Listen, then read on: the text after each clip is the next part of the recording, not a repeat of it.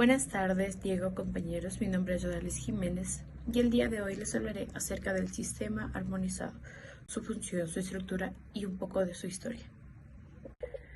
El comercio internacional desempeña un papel fundamental en la economía global y su fluidez y eficiencia dependen en gran medida de la clasificación adecuada de los productos. El sistema armonizado se ha convertido en una herramienta indispensable para el comercio mundial, al proporcionar un sistema de clasificación uniforme y armonizado. En esta presentación exploraremos en detalle el sistema armonizado, su importancia, sus características y sus beneficios en el comercio internacional.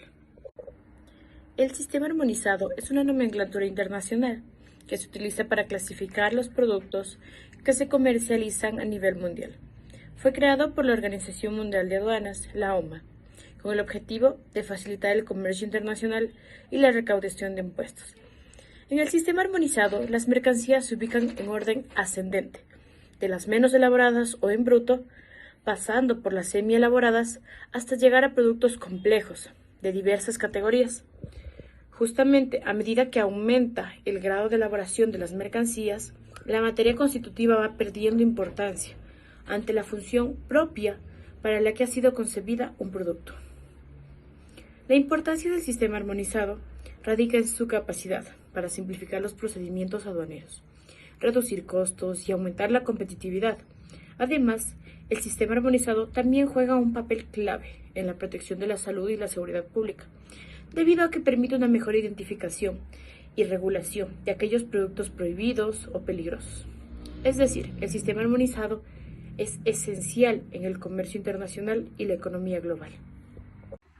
Cuando hablamos de la historia del sistema armonizado, hay varios puntos a considerar, iniciando con 1882, con el arancel austrohúngaro.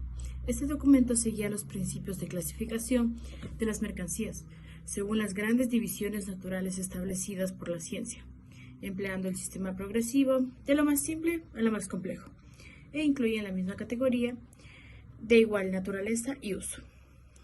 Luego, en 1905, el arancel del belga Mario Campen, surge una necesidad de crear una nomenclatura internacional, aceptada por la mayoría de naciones, que permitiera comparar los datos estadísticos de comercio exterior.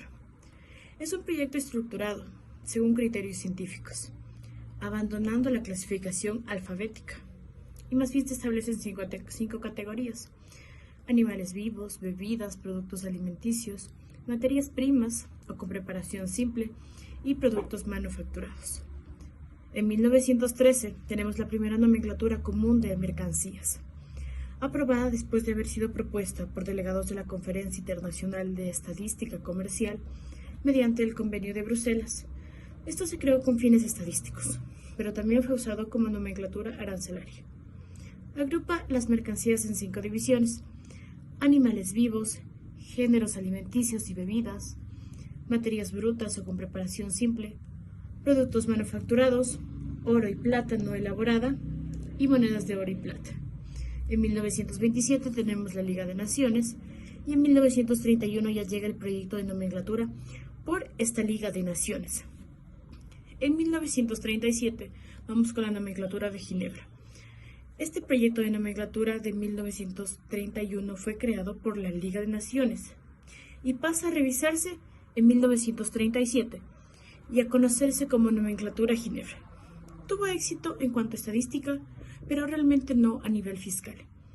Después seguimos en 1938 la lista mínima y en 1939 la Segunda Guerra Mundial, que también influye en esto. Para 1947 es cuando empieza a funcionar el GATT, el Acuerdo General sobre Aranceles Aduaneros y el Comercio. Supuso un convenio multilateral de comercio, fundado en concesiones aduaneras entre las partes contratantes. Por primera vez se establecieron uniones aduaneras. En 1950 llegamos a la nomenclatura arancelaria de Bruselas. Originada en declaración en París, la nomenclatura arancelaria de Bruselas fue la primera nomenclatura del Consejo de Cooperación Aduanera, creada para la clasificación de mercancías en los aranceles de aduanas. Realmente buscaba armonizar y simplificar sistemas aduaneros. Su unidad clasificatoria era la partida o la posición de 4 dígitos y tenía una estructura de 21 secciones y 99 capítulos.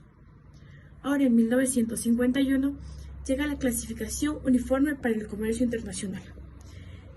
Esta es una nomenclatura estadística, nacida de la lista mínima de mercancías para la estadística del comercio internacional de la Sociedad de Naciones en 1938 y fue nombrada por la ONU en 1950. En 1951 tenemos la creación del Consejo de Cooperación Aduanera, actualmente es la OMA, que prácticamente es fundada en 1952 como el Consejo de Cooperación Aduanera. Este nombre se utilizó hasta 1994, año en el que se cambió por el vigente nombre, que lo dijimos anteriormente, Organización Mundial de Aduanas. En 1974 ya llega la nomenclatura del Consejo de Cooperación Aduanera. Esta nomenclatura es previa a la del sistema armonizado y proveniente del cambio de denominación de la nomenclatura arancelaria de Bruselas.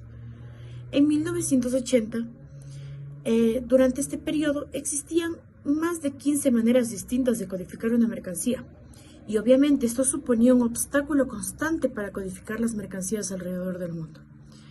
En 1987, la Unión Europea crea la NC y el TARIC, con el fin de aplicar un arancel común frente a las importaciones de terceros países, que sirve para fijar el arancel aduanero comunitario. En 1988 nace el sistema armonizado, bajo la tutela de la OMA. Se constituyó en el seno del Consejo de Cooperación Aduanera de Bruselas una nueva nomenclatura arancelaria internacional.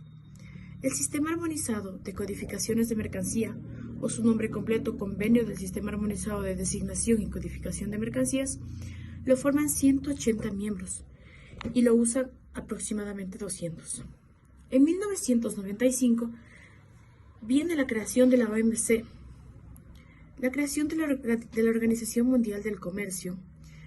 El 1 de enero de 1995 significó la mayor reforma del comercio internacional. Desde el final de la Segunda Guerra Mundial, mientras que el GATT se había ocupado principalmente del comercio de mercancías, la OMC y sus acuerdos abarcan además del comercio de servicios y la propiedad intelectual. La creación de la OMC también dio lugar a nuevos procedimientos para la solución de diferencias. Cuando hablamos del sistema armonizado, resulta imprescindible hablar de su estructura, siendo que ésta contiene 21 secciones, 96 capítulos, 1.242 partidas, 5.082 subpartidas. Asimismo, en su codificación, los 2 primeros dígitos implican el capítulo. Los 4 primeros dígitos se hacen referencia a la partida arancelaria. Los 6 dígitos hacen referencia a la subpartida del sistema armonizado. Cuando son estos 8 dígitos, nos hace referencia al bloque comercial, en el caso de Ecuador, Nandina. Y los 10 dígitos son de apertura nacional, es decir, un país los puede utilizar a su conveniencia para clasificar productos que no se encuentran dentro del sistema armonizado. El sistema armonizado cuenta con reglas generales para la interpretación. Por consiguiente, la clasificación de mercancías en la nomenclatura se regirá por los siguientes principios. Regla 1. Los títulos de las secciones, de los capítulos o de los subcapítulos solo tienen un valor indicativo, ya que la clasificación está determinada legalmente por los textos de las partidas y notas de sección o de capítulo, y si no son contrarias a los textos de dichas partidas y notas, de acuerdo con las reglas siguientes. 2a. Cualquier referencia a un artículo en una partida determinada alcanza al artículo, incluso incompleto o sin terminar, siempre que éste presente las características esenciales del artículo completo o terminado. Alcanza también al artículo completo o terminado o considerado como tal en virtud de las disposiciones precedentes, cuando se presente desmontado o sin montar todavía. Regla 2b. Cualquier referencia a una materia en una partida determinada alcanza a dicha materia incluso mezclada o asociada con otras materias. Asimismo, cualquier referencia a las manufacturas de una materia determinada alcanza también a las constituidas total o parcialmente por dicha materia. La clasificación de estos productos mezclados o de estos artículos compuestos se efectuará de acuerdo con los principios enunciados en la regla número 3. 3. Cuando una mercancía pueda clasificarse en principio en dos o más partidas por aplicación de la regla 2b o en cualquier otro caso, la clasificación se efectuará como sigue. 3a. La partida con descripción más específica tendrá prioridad sobre las partidas de alcance más genérico.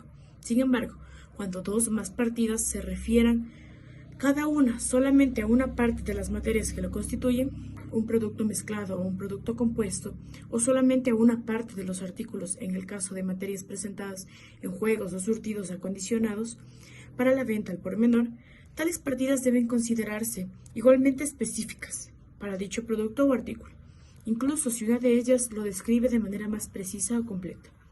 3b. Los productos mezclados, las manufacturas compuestas de materias diferentes o constituidas por la unión de artículos diferentes y las mercancías presentadas en juegos o surtidos acondicionados para la venta al por menor, cuya clasificación no pueda efectuarse aplicando la regla 3a, se clasificará según la materia o con el artículo que les confiera su carácter esencial, si fuera posible determinarlo. 3c. Cuando la regla 3a y 3b no permite efectuar la clasificación, la mercancía se clasificará según la última partida, por orden de numeración entre las susceptibles de tenerse razonablemente en cuenta. Regla 4. Las mercancías que no puedan clasificarse aplicando las reglas anteriores, se clasificarán en la partida que corresponda a aquellas con las que tenga mayor analogía. Regla 5. Además de las disposiciones precedentes, a las mercancías consideradas a continuación se les aplicará las siguientes reglas. 5a. Los estuches para cámaras fotográficas, instrumentos musicales, armas, instrumentos de dibujo, collares y continentes similares, especialmente apropiados para tener un artículo determinado, un juego o un surtido, susceptibles de uso prolongado y presentados con los artículos a los que están destinados, se clasificarán con dichos artículos, cuando sean del tipo de los normalmente vendidos con ellos. Sin embargo, esta regla no se aplica en la clasificación de los continentes que confieran al conjunto de su carácter esencial. 5b. Salvo lo dispuesto de la regla 5a anterior, los envases que contengan mercancías se clasificarán con aquellas cuando sean del tipo de los normalmente utilizados para esa clase de mercancías. Sin embargo, esta disposición no es obligatoria, cuando los envases sean susceptibles de ser utilizados razonablemente de manera repetida. Regla 6. La clasificación de las mercancías en las subpartidas de una misma partida está determinada legalmente por los textos de estas partidas y de las notas de su partida, así como mutatis mutandis, por las reglas anteriores. Bien entendido que solo pueden compararse subpartidas del mismo nivel. A efectos de esta regla, también se aplican las notas de sección y de capítulo, salvo disposición de lo contrario. Así, podemos concluir que el sistema armonizado es fundamental para el comercio internacional y la economía global. Su estructura y nomenclatura permiten la clasificación uniforme de productos en todo el mundo, lo que facilita el comercio y reduce las barreras comerciales. Además, su adopción por parte de numerosos países ha contribuido a la creación de un sistema de comercio justo y equitativo. Gracias.